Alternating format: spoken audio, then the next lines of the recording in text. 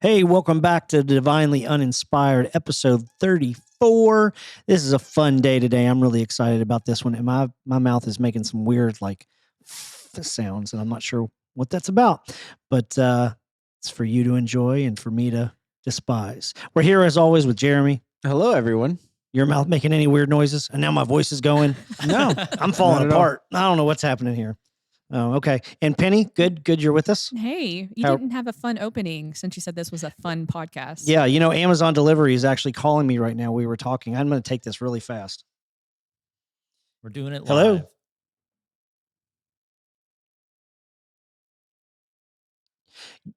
My garage door, my garage door is not closing.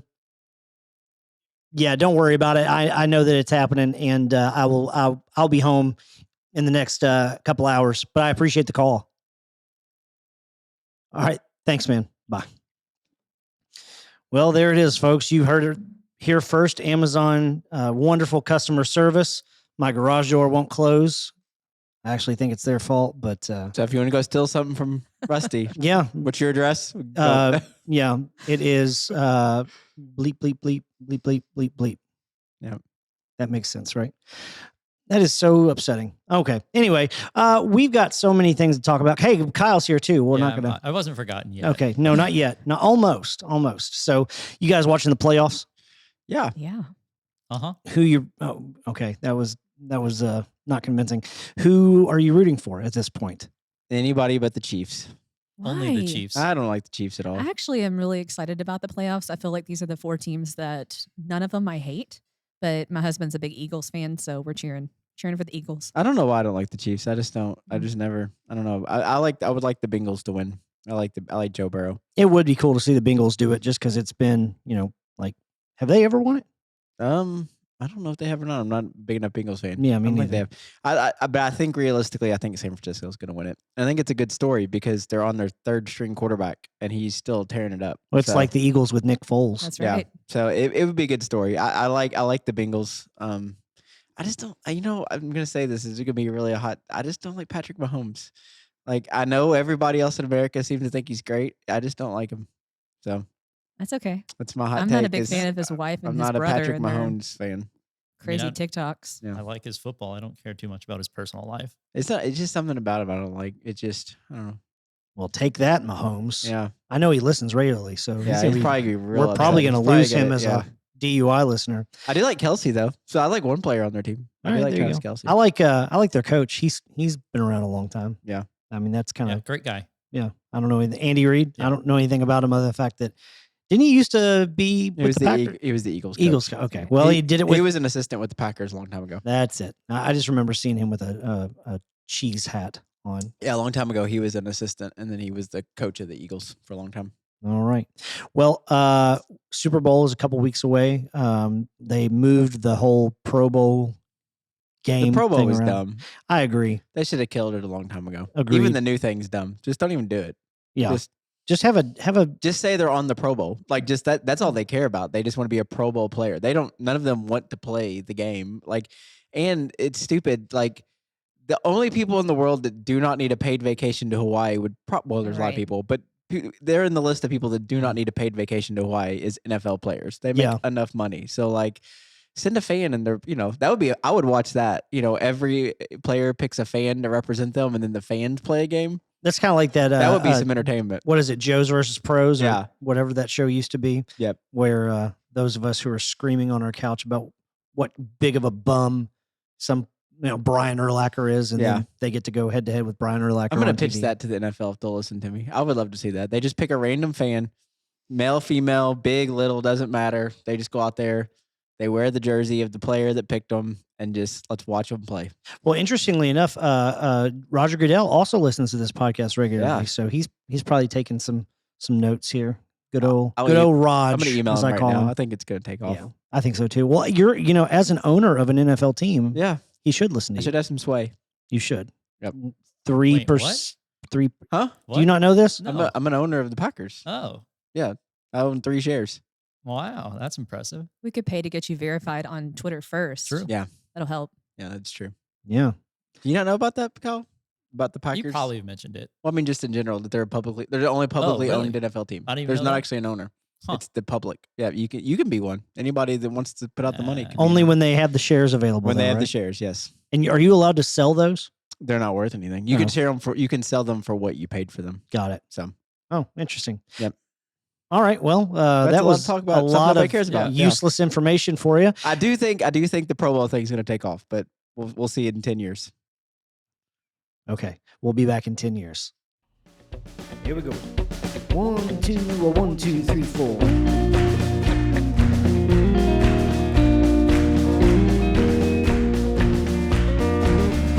You're listening to Divinely Uninspired, podcast by Journey Church Shepherdsville, hosted by Jeremy Willis and me, Rusty Wilson. You can find us online at journeyshepherdsville.com. For questions or comments, email podcast@journeyshepherdsville.com. Maybe we'll feature your question or comment on a future episode.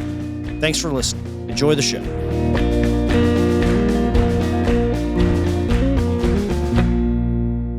I realized that the way I spoke right before the intro song made it sound like that was the end of the episode. And I kind of thought, how funny would that be if we did like a 5-minute episode Yeah. and just didn't address it. It So, ended just like that. Yeah. 10 years, we'll see. that's right. Yeah. So I've got a story that I'm going to call Reasons Why You Shouldn't Live in Australia. And I would love to go to Australia, but this story makes me never want to go there. Australian man explains why he let a spider the size of his face live in his house for a year. So this Australian guy, him and his family, they have a ginormous huntsman spider that these things, I mean, they're harmless to people, but they are absolutely massive. I don't believe it. There's no way a spider that size is harmless to people. Tarantulas are harmless to people. I But usually the bigger the spider, the less. So here's a fun fact. Usually the bigger the insect, the more docile it is towards humans. because it So- doesn't see us as a threat. Yeah. the So like opposite with bees. dogs. So like bees, the bigger the bee, the less of a threat it is to humans. Same thing with spiders. Most of the big spiders actually aren't going to harm us. It's the little ones like the brown recluse and the black widow you got to worry about. Yeah. Doesn't matter. It's They have massive. little man syndrome. Yeah, this thing. So we will link a picture to it for your pleasure. It is absolutely enormous, and they said that they saw it and they know that it eats cockroaches, and they thought, why not, mate? Come and live in my house. Not a knife. That's not a spider. This is a spider, and they watched it eat geckos. And there's even a picture of it eating a possum. But that wasn't theirs. That was just the fact that they can eat possums. Yeah. Well, yeah, it's for still. scales purposes. Yeah. But I don't want anything that could eat a possum living in my house. I mean, what happens when it creates more spiders? Well, that's the problem. It's gonna. They named it. They're not very creative. Those Australians. They're very basic. Named the spider Charlotte. See, I don't have a problem with this because a spider that big, you always know where it's at. It's the little spiders that are worrisome Not because when you you're don't ever sleeping. see oh them. yeah, so But- Not like when you're 2:00 in the sleeping. morning. But Yeah. they said like there would be like she would just pop up and be like, oh, there she is. Where's she been? So you don't always know. And they had these same similar spiders when I lived abroad, and they can like curl themselves up into tight little balls and fit in weird places. So one time I was opening a window, and it was like one of those crank style windows, and it was jammed. And so I put my hand in there to unjam it, and one of these crawled out, and they are real fast because their legs, they can move. Like most spiders can only go, like they have to turn to go whatever directions. These spiders can run at any direction and turn on a dime. Like they don't have to turn. It's like they're a 0-turn spider, and I do not like them. So, not a good story. Just gonna put this out there that if you have a spider the size, I want to know how he knows it's the size of his face. So when I was in high school, and actually come to church here, Keith Weedmar was my science teacher for 3 years. He was one of my favorite teachers. And during the middle of tests, he had several tarantulas he would just let out on your desk. And so while you're taking a test, a tarantula would just, and they were harmless. I mean, you could pick them up. They wouldn't bother you. You can move them aside. They wouldn't bother you. So very docile towards humans. But yeah, it was kind of fun just to have, giant tarantula walking around on your desk during a test. Does not sound like fun. It was fun. Wow. But so also while we were living abroad, we had a tarantula come onto our porch, and it had rained really bad, and we had a little outside watchdog that she served as our alarm system, and she never barked, and she's going crazy, and so my wife is like, "What is she doing?" And she opens the door, and there's this tarantula like rearing back on its legs, and which is, I guess, they're like defensive position or their that's a dog position. I don't know. But that dog saved my life. I'm convinced of it. So I took a broom and I smashed that thing and it exploded and I felt such joy. Have you ever seen the video of tarantulas migrating where they just run across the highway? Yes. It's just thousands of them. Like you can't even see the road because all these tarantulas are. No. Yeah. So anyway, I think they should bomb that part of the sounds like a planet. nightmare. they're Okay. a necessary part of Let's the world. just skip Yeah. this. Fun. Yeah, no more spiders. So let's talk about something else that could destroy us. Meteorites. Okay. Kyle, are you pro or anti-meteorite? I am pro as long as they don't hit me. Okay. Okay. Well, that's pretty specific. So a UK meteorite. It was a British meteorite. Oh, I thought you meant like it was from, No. Go Cats. My Baby in. my whole life growing up, anytime I saw anything on like the international news that said UK, I thought they were talking about Kentucky basketball, and I was just like, why does the European Union care about Kentucky basketball? But Who's they going to lose the KU on Saturday night? big blue No. nations everywhere, I guess. I don't know. Yep. My team can't buy a win. Because they spent all their money somewhere else. Yeah, it is. This meteorite that just happened to be British. It walked around with the top hat and say things like "Cheerio" and "God save the king" now because the queen's dead. Too soon. Is it? No. don't No, I think She lived a good life. yeah. It wasn't tragic. I don't think it was too soon. Like 5 years ago. Yeah. So this meteorite fell to Earth. It contains, quote, building blocks for life. The meteorite thousands saw fall over Winchcombe, Gloucestershire in 2021 contains organic compounds that could help explain the origins of life and may represent a new meteorite class.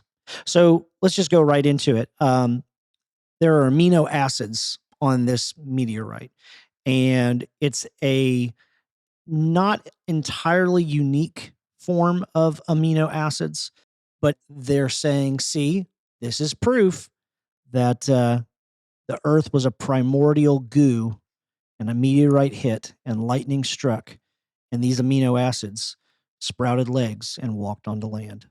And now here we are. What? That's not really what the article says. No, that's not really what the article says. He just went into the whole.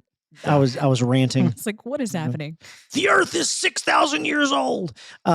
So this meteorite, it is pretty interesting that that there are these amino acids on them, which are basic building blocks to life. And this is kind of neat, kind of cool. So, but I'm curious what implications this might have for our. Well, I mean, if you think about it, faithfulness. whether you believe God created or it happened all through chance, I mean, the reality is the whole universe is made out of the same stuff. And so it's not entirely shocking that there would be some of this floating out in outer space at some point. So you're saying we're all stardust?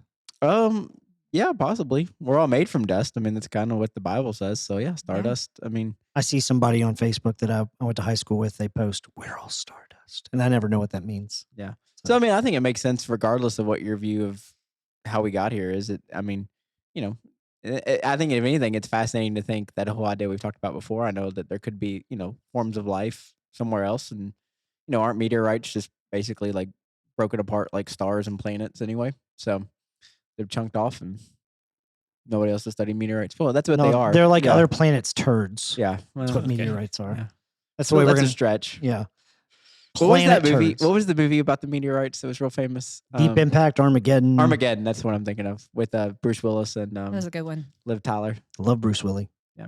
He's very Great talented. movie. And Ben Affleck's in that too. Ben Affleck is it? Yeah, he's the boyfriend. And Aerosmith cut a special song. I don't want to miss a And thing. the guy from Green Miles in it, the big guy. yeah, Yeah. That's great too. That's a good cast. he's Mhm. Good he's movie. no longer with us. Michael Bay has a great line in the movie. If you watch the behind the scenes of explain why would you use, oil drillers instead of training astronauts to become oil drillers? And he was like, well, because I don't care. I'm going to do my own movie. Because Yeah. would it be easier to make astronauts into oil drillers instead of oil drillers into astronauts? And he's like, I don't care. I gotta admit, Uh, the true. oil He driller uses to other choice astronaut words. thing is more appealing to me than astronaut that learns how to drill oil, because you wouldn't get all the redneck and interesting characters that you would, because astronauts are all pretty straight laced. Yeah. So Don't anyway, yeah. Penny, what are your thoughts? Did we all come from a meteorite amino No, acid? I agree with Jeremy. I think that the stardust and how we were made at the beginning of whether we were created in 6,000 years or over billions of years doesn't really matter. But I think that when we find something like this, we think that it validates the existence of human life and how it explains us. But really, it really explains more of who God is and how the universe was created. He created it for His glory, and I think it's a really interesting story. However you see it, I think it just validates more of how big our God is, as opposed to how we were formed as humans. So it's cool. There was this game on the computer when I was in like high school called Spore, and it was like a Sims type game or whatever. But you literally start out as a one-celled organism, and then you consume other Yeah, I remember cells, that. and then you create like this whole like, oh well, how do you want your cell to evolve? Oh, I want my cell to split into two. Oh well, now there's two of you. Next, I want my cells to mutate and grow tails, and it was a very fun game. And then you eventually get to where you're building rockets and you conquer the galaxy. I mean, the question is, if this meteorite would have fell and hit Earth and found something completely different that we don't have on Earth, like that would be more interesting to me than the meteorite already having stuff that we already know. You know what I'm saying? Like, oh, this is brand new. This element is brand new. We've never had or seen this before in our life. Like, don't you think that would be more interesting? Like if it were alien-like as opposed to just a validation of Like if it was vibranium. yeah. You know what I mean? Yeah, this is the start of Wakanda. So we're mad at space Wakanda because it's forever. not exciting enough? Yeah. Okay. It wasn't exciting. It's a hot take, Penny. And Sorry. spoiler alert for everybody too, since we're talking about space. There are no shooting stars. It's all just meteorites going into our atmosphere and space garbage coming into our atmosphere. So for everybody that thought they saw a shooting star, you did not. So I always like to ruin that for people. It's Yeah. terrible, Jeremy. Stuff from the space station. It's like, oh well, that's Flying poo. Yeah, it's well, just yeah, it's just it's just a small space rocks station and poo. garbage. You think there's like a garbage? You know how like we talked about like in the ocean, there's that garbage island. You think there's like something like that in space? Just Oh, like I'm a sure there big is. floating It's pile of Is that what garbage. Pluto is basically? Probably gathered around a black hole where everything just such strong gravitational pull, it all collects there. I don't Yeah. know.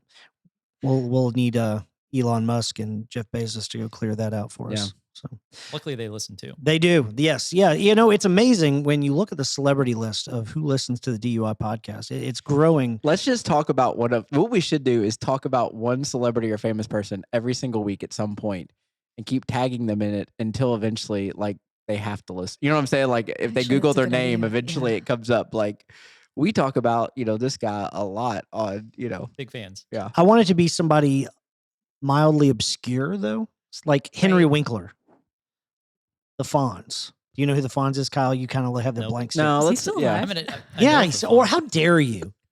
He is. know. Of course he is. Okay. Whatever. Haven't you watched Barry? No, I don't You watch haven't? Barry. Oh, that's really good. Oh, it's My really good. favorite Henry Winkler though was when he was on Arrested Development. That was like one of my favorite characters. Like if you ever watched, well, you guys apparently didn't watch. I watched Arrested Yeah, Development. but he was on that. Yeah, I yeah. love that.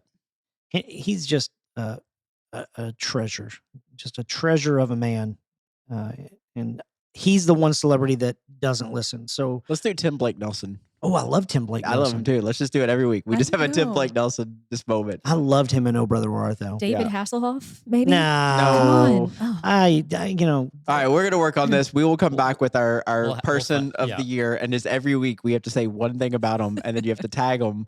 Because eventually they're gonna Google their name. I'm sure they have people that do that. Yeah. And That's it's gonna right. be like, this podcast talks about you every single week. Yeah. Well, if we branded our podcast as a BTS podcast, we'd probably get a lot more listeners too, though. BTS Yeah. behind the scenes. No, what's the boy band from Korea, right? Isn't that where they're from? Yeah. Yeah, yeah. Oh, of course you know that. Don't stereotype me. I'm not. Well, don't be one. No, I'm just kidding.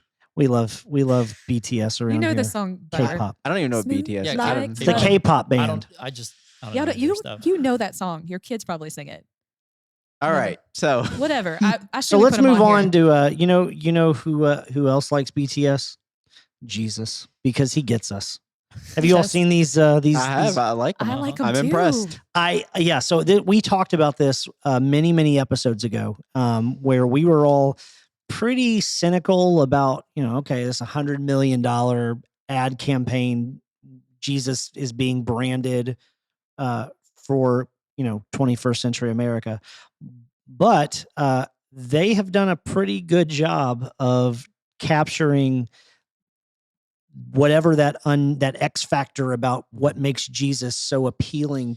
So, okay. So I do want to say this. I like them. I think they're really good. I was very cynical. I've watched not only their ads, if you go on their website, they've got great interviews with a lot of like Christian leaders.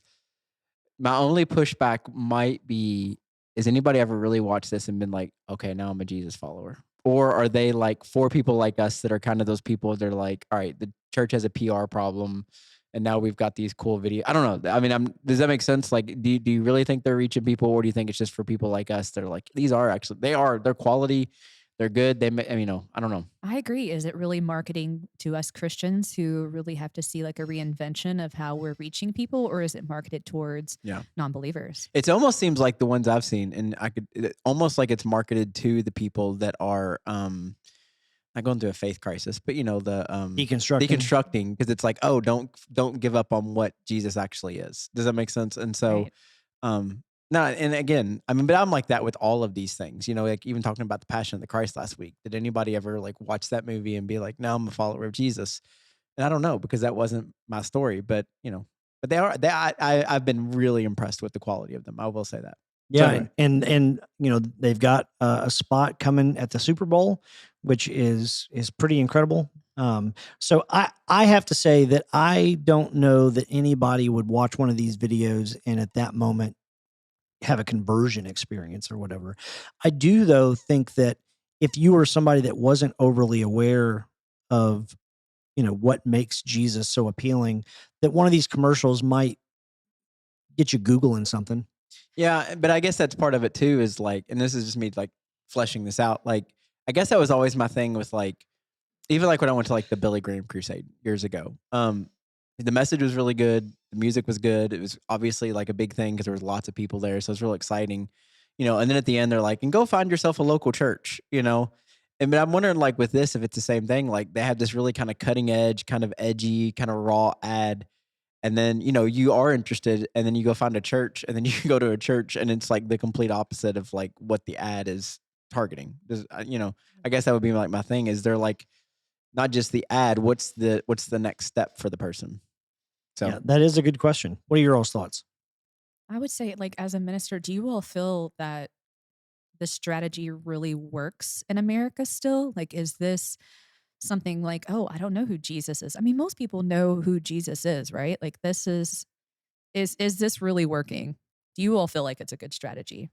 Like, or is it more geared towards like the people who are already Christians? Like, where do you stand on it?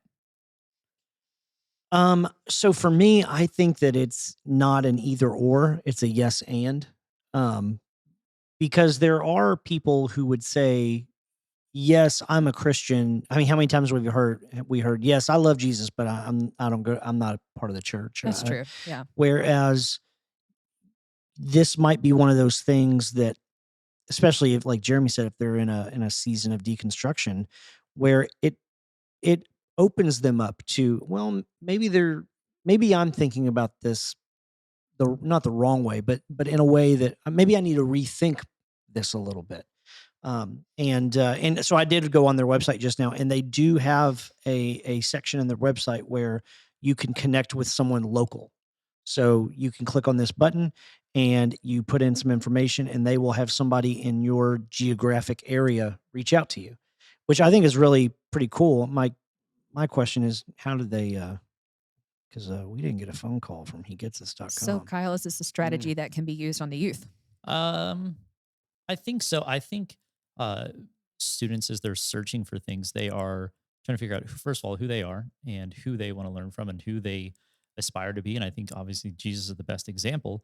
And the fact that Jesus is more portrayed as, and he is, a refugee and somebody who actually cares about the brokenness in this world. And most students tend to think that Jesus is still kind of a cosmic killjoy who's just there for, just to kind of help you get by, not much else. And portraying him as much more of a caring nature, I think is super important for students as they're dealing with apathy in life and just all the big questions as well. Now, I don't see that many of them on social media. I see it more on TV still, though. I've seen it on like YouTube ads, but I have not seen it that much on Instagram or anything like that, or TikTok, even though I'm not on TikTok. But I've seen it on YouTube. That's how did you all see it?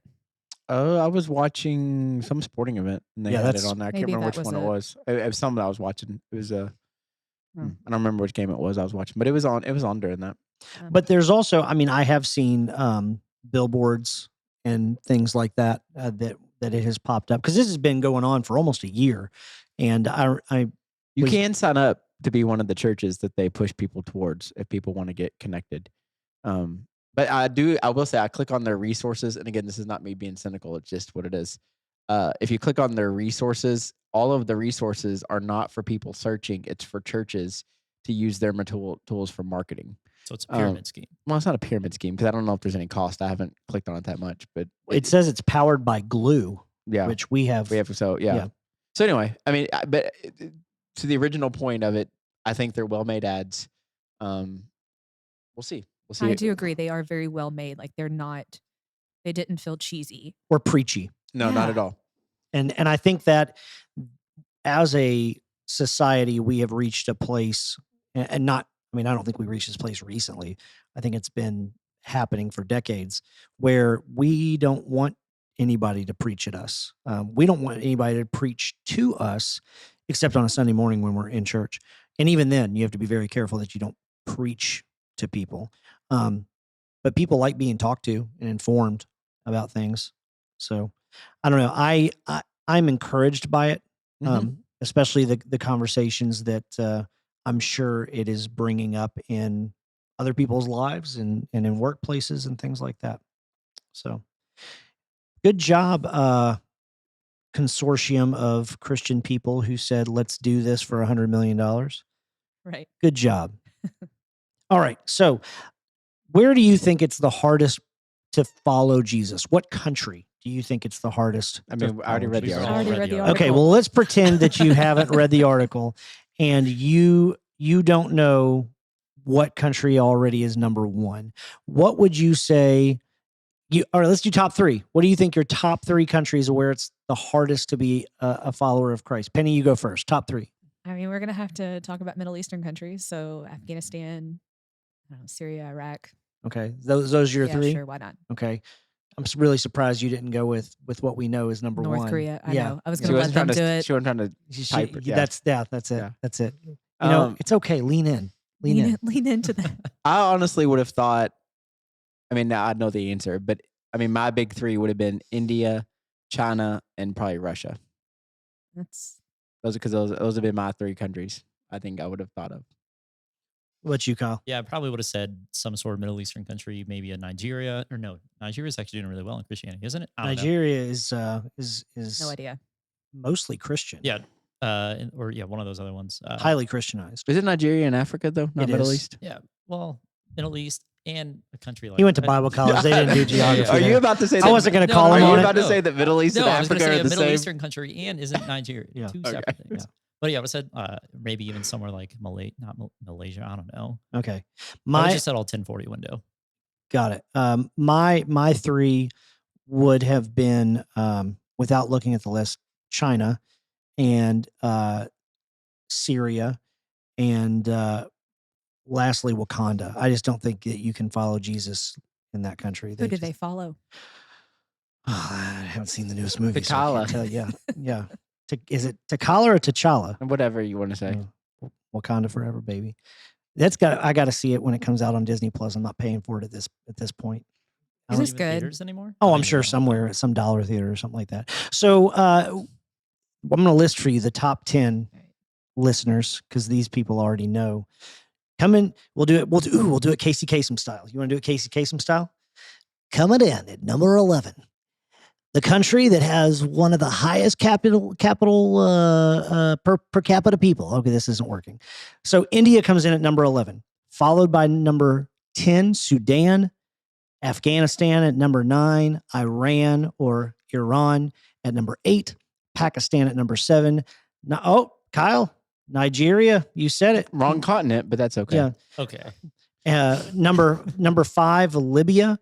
Number 4, I think this is a made up country. This sounds Never like heard of it yeah, before. this sounds like something from Game of Thrones. Eritrea. Number 3, Yemen. Number 2, Somalia. And coming in hot at number 1, North Korea. This has been Casey Kasem's. Hmm. So those are the top. Go Yeah. ahead. I was gonna say with the North Korea thing, like, how do we know it's North Korea? Because I feel like we know so little. I mean, we hear stuff that's going on in there, but we actually know so little because we don't have anybody on the inside Right. really. So like, obviously, what we hear is saying that, but I don't know. I don't know. I'm actually surprised. Why isn't China on there? Well, I think that the church in China is growing at a really rapid pace, and it's underground, but churches are Well, like, yeah, and I think China, it becomes less of a religious issue and more of a political issue. Mhm. Most of these countries, it's because of the other religions in that country that are. Does that make sense? I think It's also so. very big too. Yeah. So So it's I think like, that China too, part of it is as long as the Christians don't speak out against the government, I think they kind of, I don't want to say turn a blind eye, but it's not as persecuted. But a lot of these countries, with the exception of North Korea, you're talking about, and I don't want to get into the Muslim Christian thing, but these are Muslim countries. And so that, and where it's militant, Islam. So, anyway, yeah, interesting. Well, I guess India is Hinduism, which is also militant, and which is surprising because Yeah, they're supposed to be, yeah. because I mean there was the whole the not the Uyghurs, that's in China, and that's against Muslim people, but there in Hindu or in India there was some group that they were like violently Yeah. going after, and so it's really pretty interesting to see what countries are on this list.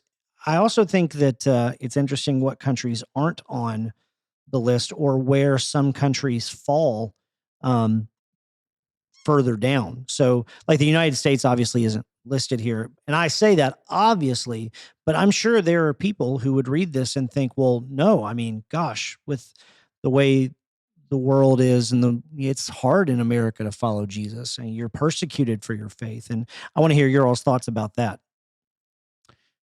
Do I think it's hard to follow Jesus in America? Yes. Yes, but I don't think it's because of persecution.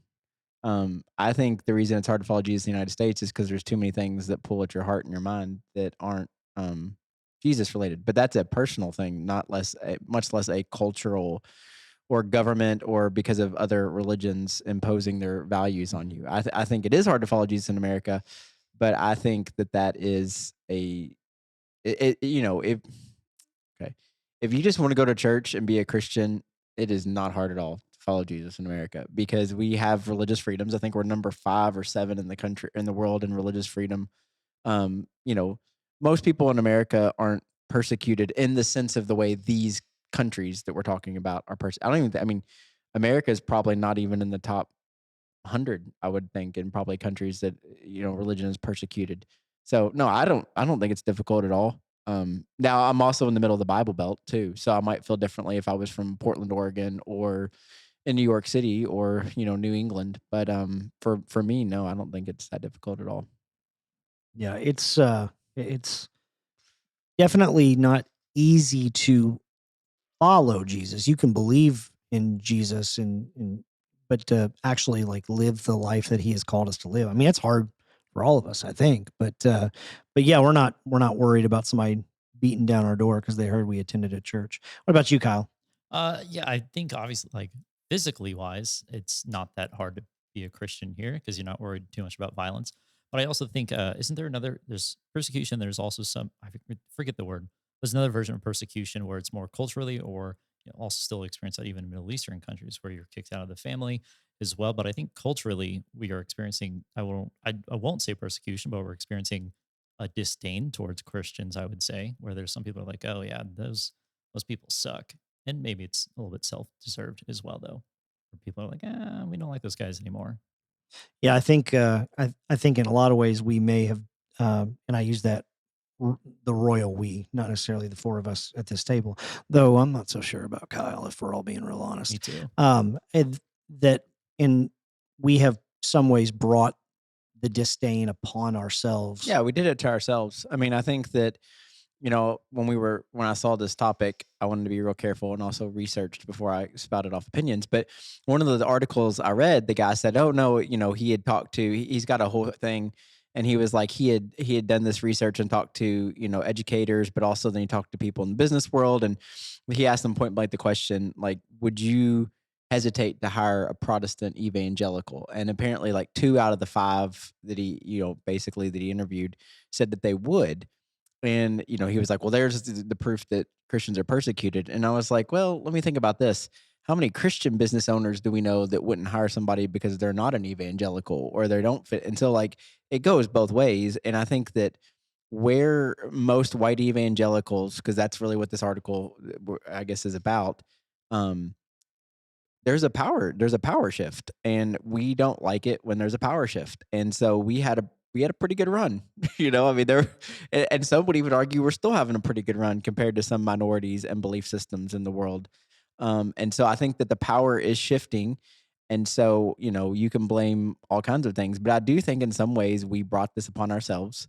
Not us, again, like you said, not us in this room, and probably not the people listening to this podcast, but culturally, I would say that with the moral majority, like we've talked about before, and then all of that stuff. I mean, we have done some of this to ourselves, which throw back to the previous article, which is why he gets us as doing what they're doing, is to say, no, not all of Christianity looks like that, and specifically the guy that started the whole thing definitely doesn't look like what we've made it here. And so I think, good job tying those two things together, whether you meant to or not. But I It think, was totally yeah, intentional. Yep. but I think that is the point: is we brought some of this upon ourselves in America, and things like he gets us is trying to say, like, no, this is not what Jesus is about. What we've made it here. So I agree. I think that we're already in like the whole, we're talking about the Protestants and like the fact that 57%, we're already talking about that, right? Like we didn't really mosey into that too well. So I just want to make sure that that's what we're talking about. But so here's the thing.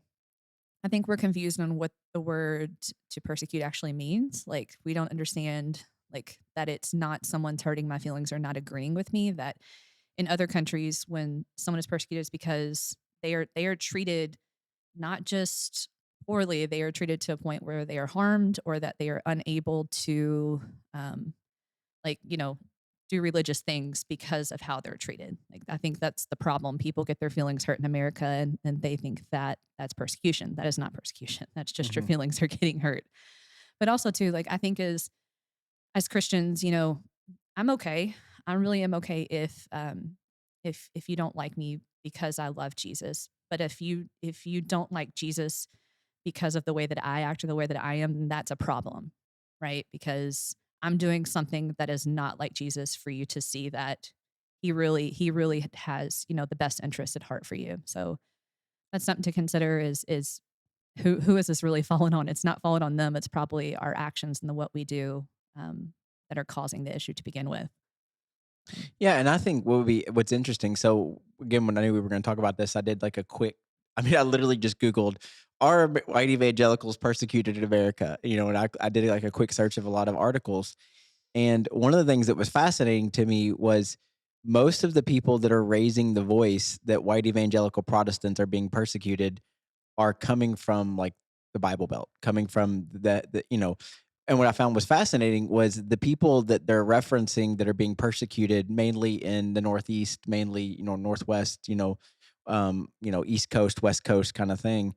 Um, my guess would be most people that grew up in Portland, Oregon, or in New York City, or in Boston, or Los Angeles, or wherever that becomes a Christian, you go into it kind of knowing that there's a stigma there, and does this make sense what I'm saying? And Right. so it's not them that are raising their voice. I think they go into it probably very similarly to a lot of these people in these foreign countries go into it knowing there's a risk for me, now not life and death like in some of these countries, but there's a risk for my, image to become a Christian. And they do it anyway because they understand that there is a risk with that.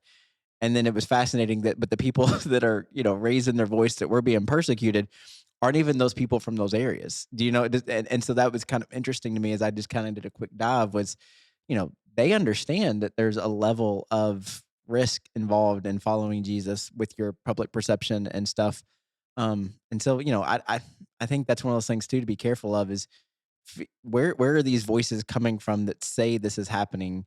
And more than likely, it's coming from the areas where historically there has been a hold on the power, whether it's culturally, socially, or politically, of these white evangelicals. And now there is becoming a bit of a power shift. And, you know, we don't like it because now I don't have the stronghold that maybe we once did. I'd love to hear their examples of how they feel like they're being persecuted. Well, Well, I mean, there you can Google. I mean, go ahead, Rusty. Well, I was going to say, I mean, you can, it plays out in real time in front of us on social media all the time. And I mean, how many times have we seen a parent, or e- even sometimes not just a community member railing against a school board over something that the school board really has, no control over, or some other issue. And they're, well, my child shouldn't have to learn about this because we're Christians. And it's like that idea that, oh, well, it, our children are being indoctrinated. That's persecution. That's what people, they're not all people, obviously, but there are people who believe that.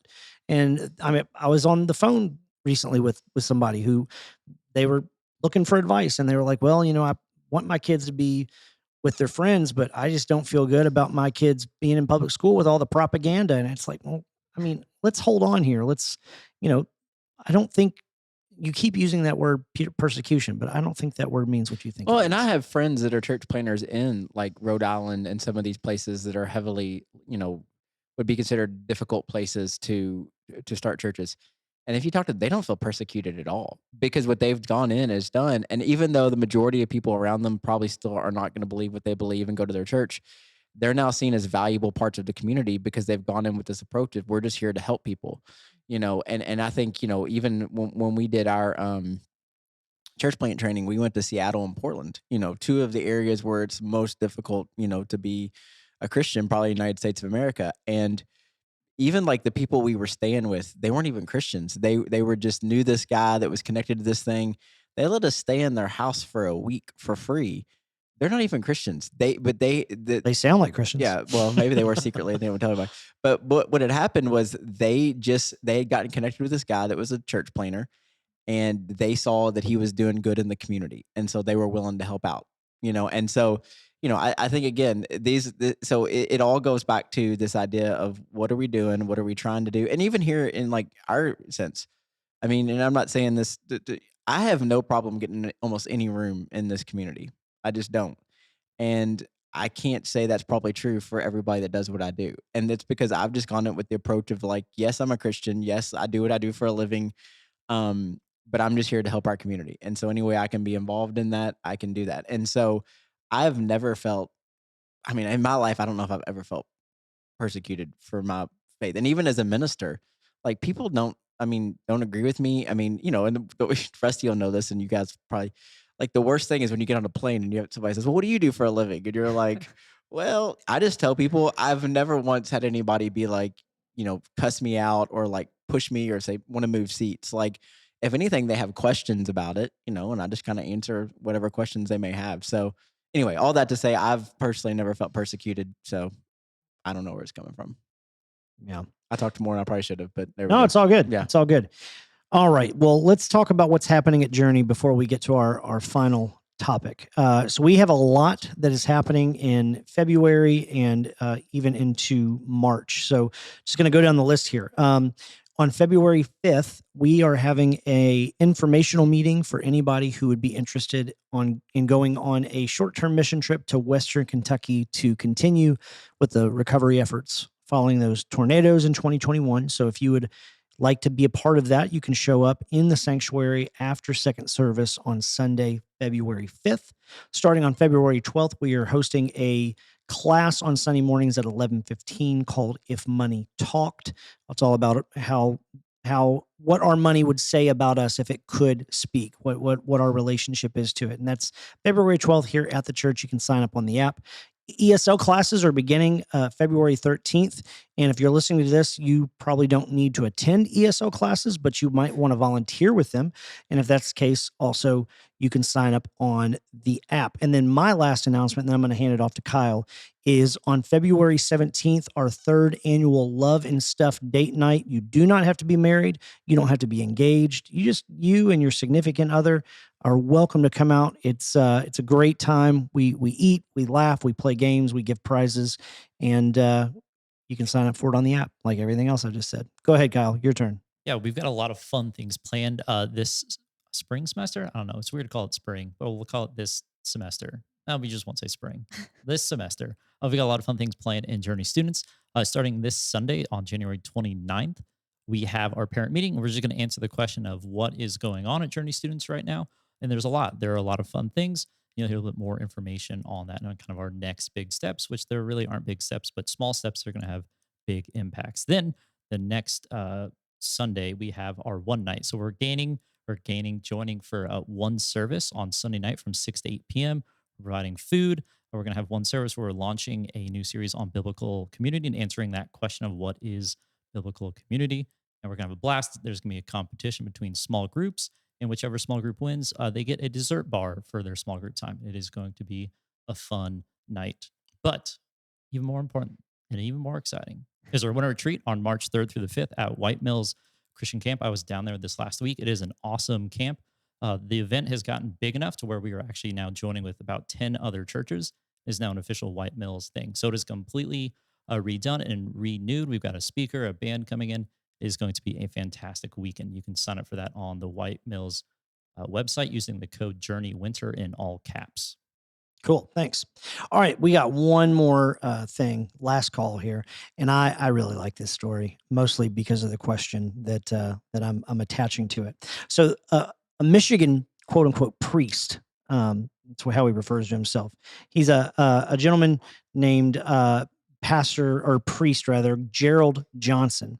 And he took to TikTok recently to talk about his death experience and near death experience, I guess, because he says that he temporarily died and he went to hell.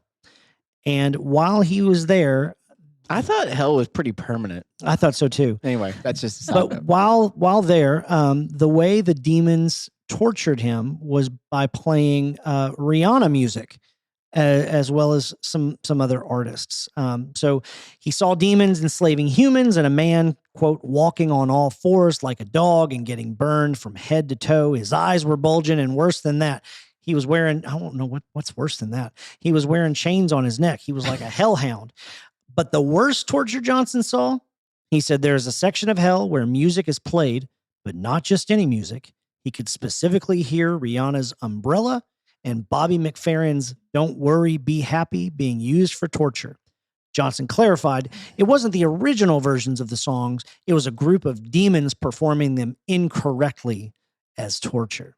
So there's so much. I mean, the guy had a heart attack, right? So he's probably in open heart surgery. Yeah. Like, even if there's a glimmer of truth that he heard these things, like, would your first thought not be, hey, they probably had some music playing on? I mean, it's although unconventional, that like maybe the surgeon like was a young millennial and just like some Rihanna and some music playing while they're doing. I just something's so wrong with that. It's just Why was it Umbrella? It should have been Disturbia. Sorry. It's a wrong I just song. don't. I mean, her best song is "We Found Love" with Calvin Harris, but I like that song too. Taylor Swift wrote that. Okay, we're getting off subject. Yeah. Go back. So, well, kind of. So my question to all of you, because this is not like a serious topic, but it's serious enough that I want to ask. If you went to hell and demons were using music to torture you, what music would they be using? What music to you is torturous? Taylor Swift. Okay, there it is. Guess I'd like to go to hell. Yeah, he's an anti-Swiftie. You heard it here first, folks. Penny wants to go to hell. She just said it.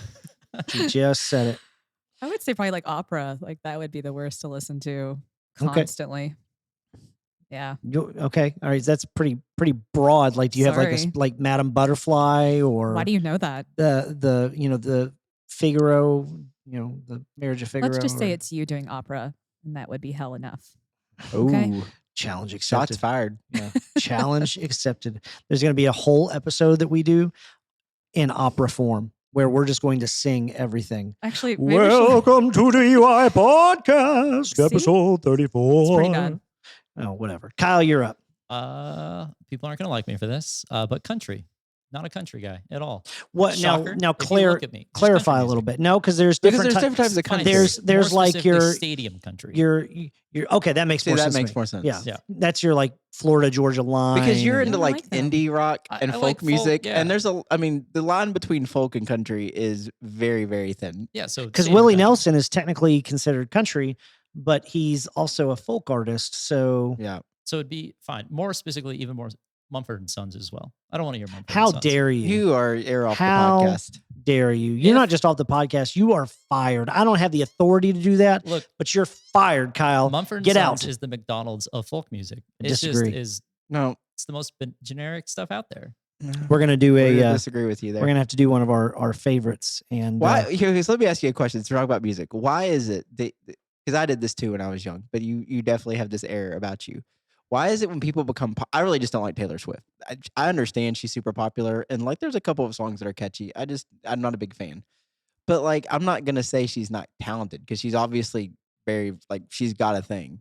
So like, why is it that it's like because Mumford and Sons got popular, now they're not good? So my issue with Mumford and Sons, and this is really the main issue, is there are far better bands out there than Mumford, and the question is why didn't they get as big? And then obviously, so it's But that more of doesn't like make any sense. eh, That really doesn't because there's always gonna be better bands. yeah, there's always better bands, and there's much better bands than Mumford. But like like Drew Holcomb, like I love Drew Holcomb. I'm excited he didn't get big because I had to go see him in concert venues with like 50 other people. So it's like you got your pros and cons. But anyway, so Taylor Swift, or I would also say that era of Christian music where there was a synthesizer and everything. I couldn't- Carmen. It's just Yeah, Carmen just singing Carmen, the Just whole Yeah. actually there's the answer. Who's in Carmen. the house? Yeah. JC. Mine is very specific. It's a specific song that they would play if I were in hell, and it's "Wake Me Up Before You Go Go" by the Wham. Oh no, it's a I great like that song. song. No, I hate listening to it. It's one of those songs that I hate it so much, but every time it comes on, I listen to it, and then I hate myself because I'm tapping my foot, and it's already torture. I'm already So- tortured by it. No one Wake said me up Nickelback. before No one you said go. that. That's another one that I don't really understand all the hate that people like to spew on Nickelback. No, I'm not- it's like I'm not a Nickelback apologist, but listen, if you're making as much money and selling as many records as they are, clearly you're doing something right. yeah. Because I would never listen to it, but No. clearly they have a talent. It's like Taylor Swift again. Yeah. Like Taylor Swift, I cannot argue Are she we is. comparing Nickelback and Taylor Swift. No, what right I'm now? saying is like I would say at one point Nickelback was probably the biggest rock band in the world. I like the way you said that, Yeah. Nickelback. I like Nickelback. that. But like I would never listen to them. But they were like at one point probably the biggest rock band in the world, And so it's like, yeah, I think it is very comparable in the sense of But for eternity. they have a thing. No, I couldn't do it. There's actually relevant because it did this. There was a guy named Jesse Carey on there, and to raise money for a water project, he listened to Nickelback music for 72 straight hours. And it's on their podcast. It's actually pretty funny. Like he is podcasting as he's going through it, and it's I That already is have funny. it in my head. Like I have that song in my head. the photograph song. Yeah. It's the worst song. It is probably one of the worst songs ever made. Well, Casey Kasem signing out with the worst songs that you'll ever hear in hell. Well, thanks for listening to us, everybody. We will catch you on the flippity flip, as the children like to say. And Oh, could you verify that? Dude? yeah, I'll yeah, ask the the children children. say the flippity children flip. say Yeah, flippity yeah. flip. Yeah. I think I heard one say that once. But we will be back in a couple of weeks. Thanks for listening.